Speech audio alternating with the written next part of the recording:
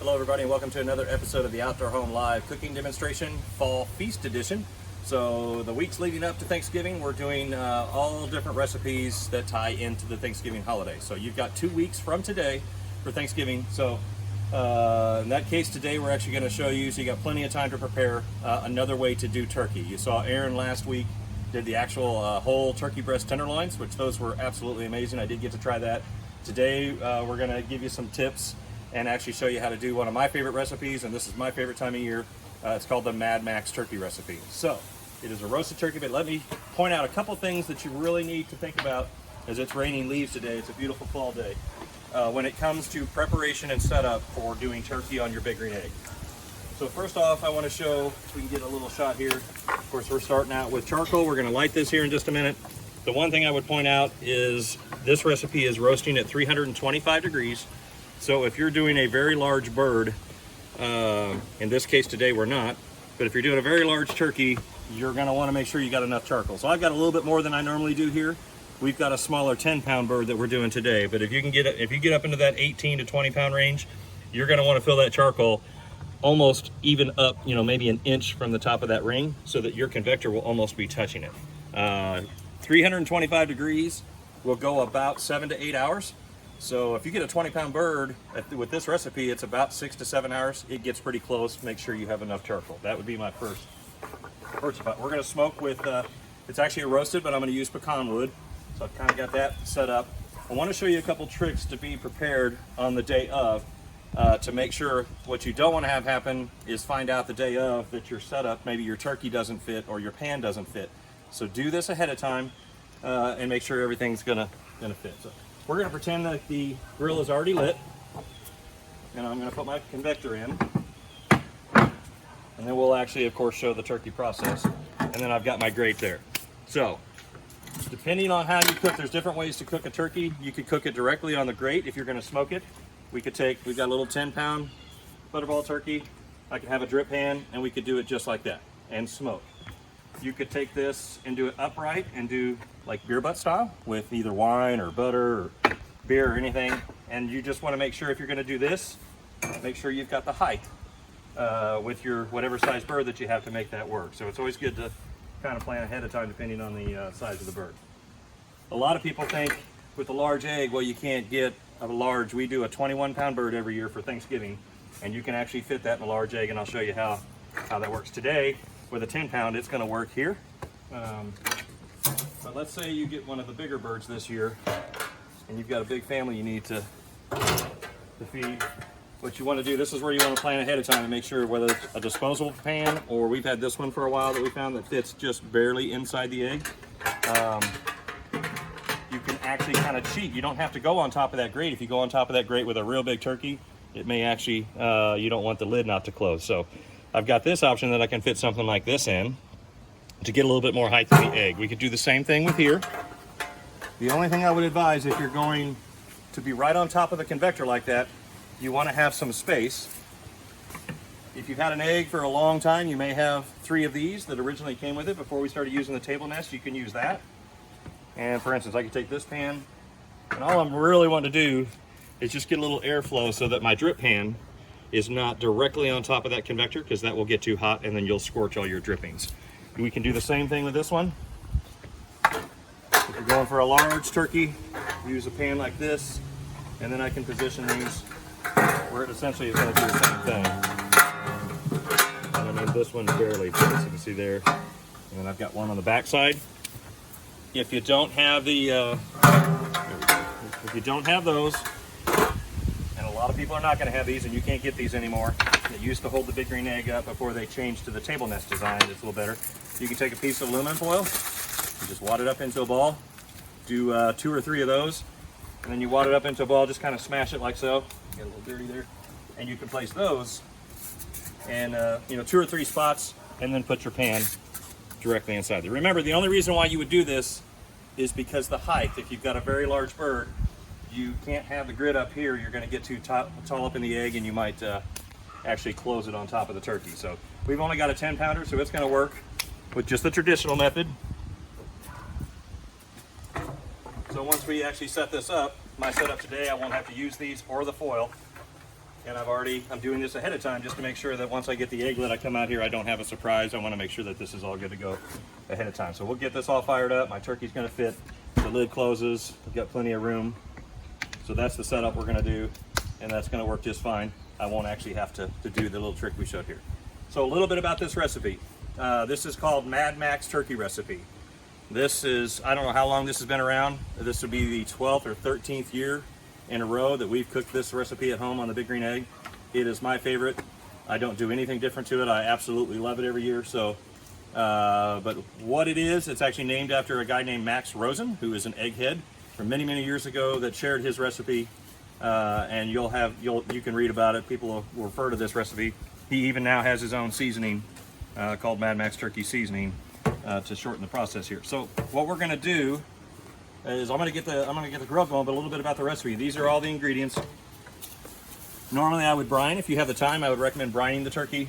For this batch here, we didn't have quite enough time. It's 1 hour per pound on the brine, but we've got these 3 different flavors of these turkey brine kits. Everything you need. It's got the bag, all the seasoning. You can brine your turkey, and it adds even another layer of flavor that is just outstanding. I've got a lemon, a couple oranges, a couple apples, onion, garlic. We're going to quarter all that up, and actually that's going to go inside the turkey. And then I've got 2 sticks of butter. Actually, the celery and the carrots are going to go inside the turkey as well. But we're going to make our butter paste first. Very similar to what you saw Aaron do on the with the turkey breast. But I've got fresh rosemary, fresh thyme, and fresh sage, and 2 sticks of butter. And we're going to turn that into a paste that's going to go inside underneath the skin and on the outside of the actual turkey. And we'll show that process when we come back. The other option you have, which is pretty cool, is now you have actual Mad Max turkey seasoning. So I'm guessing this has a lot of the same ingredients that Max did from here, and you could make the same butter with this. That recipe is also online, and you just add some of this to the butter, and you'll do the same paste thing. This stuff is really good. It sells very well, and if you don't want to mess with the fresh herb, totally get that. And this is actually on their website as well. Like I said, we have done this for 13 years. Our guard dog is apparently found something. What is it? We'll let her explore that inside so she doesn't run the rest of the video. So anyway, I think this is the 13th year that we've done the Mad Max recipe, and it started with just the smell of fresh herb and everything else. I just can't do it any other way, so I'm not going to use this, but I would encourage, lots of people do. We're going to do it the old-fashioned way with the fresh herb. And then if you notice, this is not for our consumption. There's a nice bottle of white wine that also comes into play with the turkey. So we will get all this prep stuff done. I'm going to get the egg lit. The one last piece of advice I would say on Turkey Day is plan ahead. So if do your math on what time it's going to take it's about 20 minutes a pound with this recipe. So give yourself a little extra time so that you're not waiting on the turkey. But this is the one time that I also preheat the egg about at least an hour before it's time. I want to get set at 325 degrees, make sure everything's good to go, there's no hiccups, and try and get that on time. So I'm going to light that, and then we'll get everything prep-wise done, and we'll come right back and show the bird process.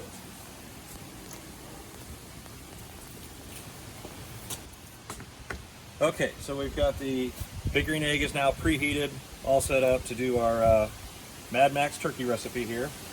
I'll show you what, first we've got the egg set up. You can see I got a little bit of a smoke coming out. As I mentioned, I use the pecan wood. We're set right at 325 degrees. I've been there for a little bit over an hour, so I know rock and roll. Everything is preheated. I find I get the best results if you just make sure you take your time. So you see we got some smoke coming out there. I'm not going to smoke the bird. That's just going to go, I just put the wood in there, so it's going to smoke a little bit, but I'm not going for too much here. There's just a handful of chunks. So we'll take a look at what we have here. What we did with the bird, we made that butter paste, as we call it, with all the fresh herb, rosemary, sage, and thyme. Mixed all that in, and then that's underneath the skin, inside the cavity, and then all across the bird. So we'll talk about what's on top here. This is a gallon bag of ice cubes, and if you do nothing else with any recipe that you do, this is probably the most important thing I think I've ever learned on doing turkey. Came from Mad Max. Do it every year, but basically 20 minutes, exactly 20 minutes before it's time to put the turkey on, you've got it all ready to go.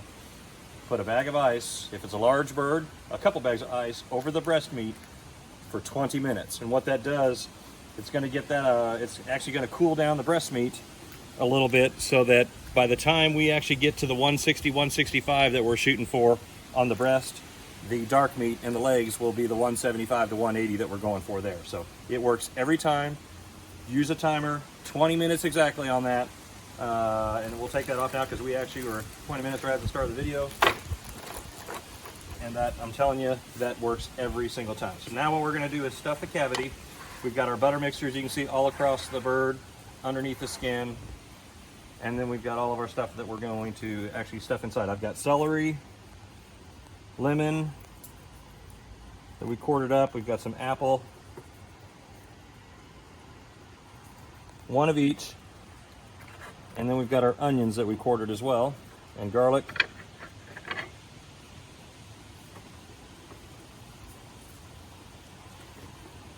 The bigger the bird, the easier to fill the cavity. This one, we normally do a bigger one, but don't forget your herbs.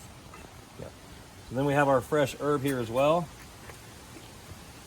I like to make sure we get some of those up inside. Another lemon, I got an onion. You can also get this front edge here. It starts getting tough to fit stuff. We'll stick another onion inside there. Oops. If it falls in there, we're going to put some in there anyway, so.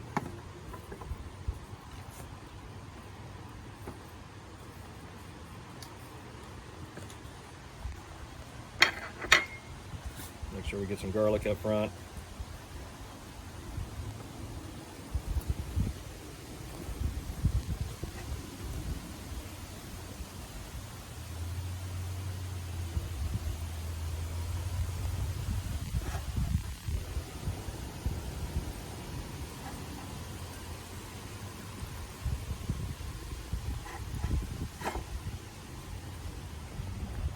This really helps on making the gravy at the end when you take this liquid.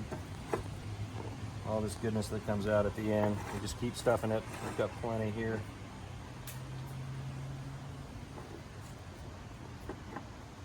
Again, apples, oranges, and lemon, and onion, and then fresh garlic all going on the inside here.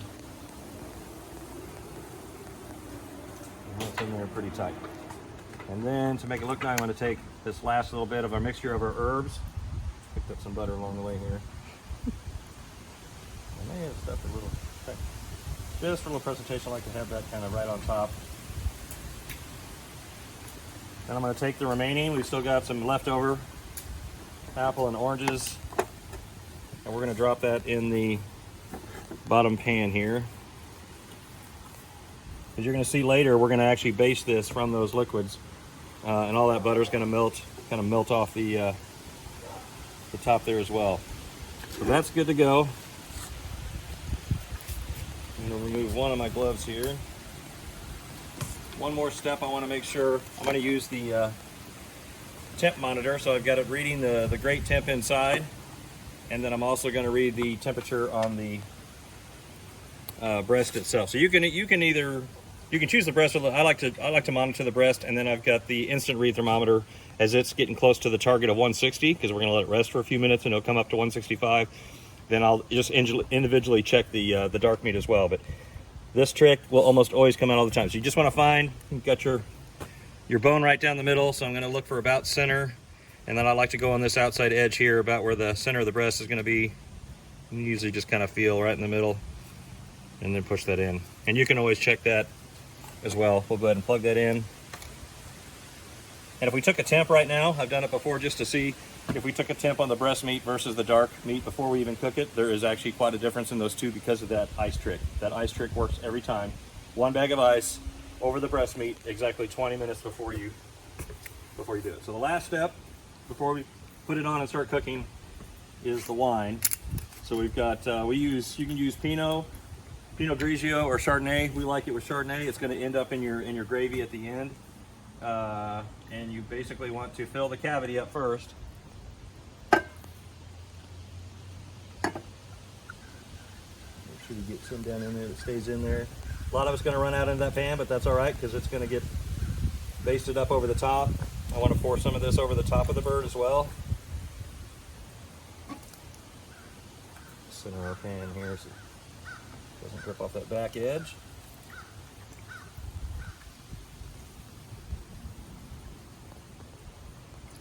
Over the entire bird, and with this one being smaller, we're going to leave. There might be a glass for myself or the beautiful camera operator here. We'll set that. So that's ready to go on. Again, we had our egg set up. We're going right on the middle of the grate here, 325 degrees, and it's about 20 minutes a pound. So a 10-pound bird, we're figuring this is going to be about 3.5 hours. But we're going to go 1 hour first.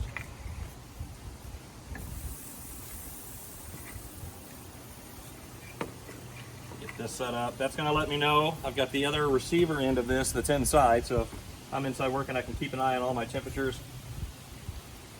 From there, or while I'm out here, I can just read it remotely. So what we're going to do, we're going to close this and let this cook for 1 hour, and then after 1 hour, I'm going to come out and start basting. About every 30 minutes, I'll come out and I'll show you exactly. We'll go back on the camera and show what that looks like, and we'll start basting to get the beautiful color over the top. So I'm going to close this. We'll start the cooking process, and we'll come back here in just a minute.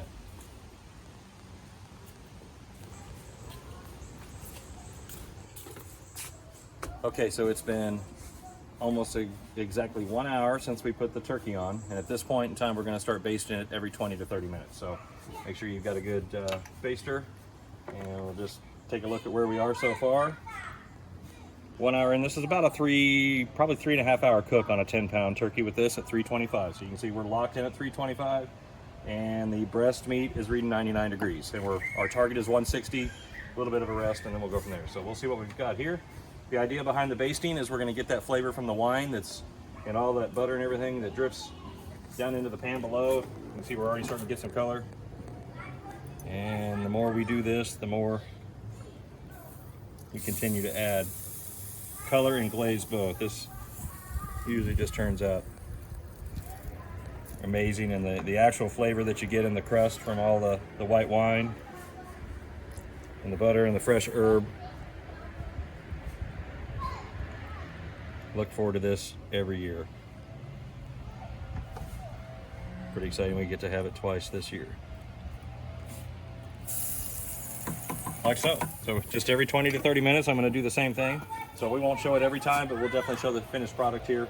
We're about 2.5 hours out. So running out of daylight, but we'll make sure and show you exactly what we've got once it's done.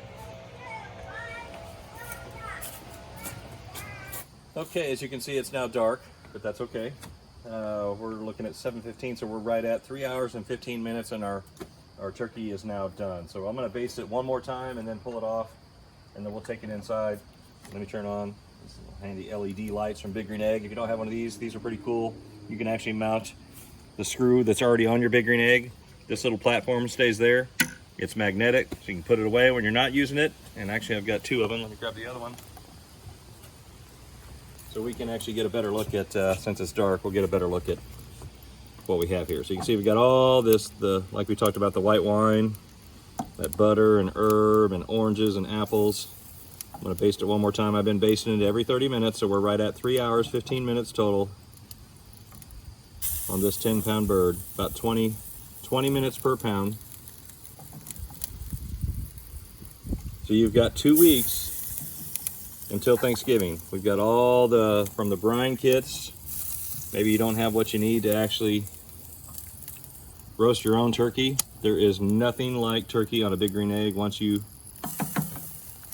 hold this light here, once you do turkey on a Big Green Egg, you'll never do it on anything else. I can attest to that. 13 years straight now. Mad Max turkey, oven roasted turkey, and the Big Green Egg with a little bit of pecan wood. So Max, if you're watching, maybe this video ends up, somehow you get it back. Thank you so much. I've enjoyed this recipe for 13 years, and we'll keep doing it. Appreciate you watching the videos, and happy Thanksgiving.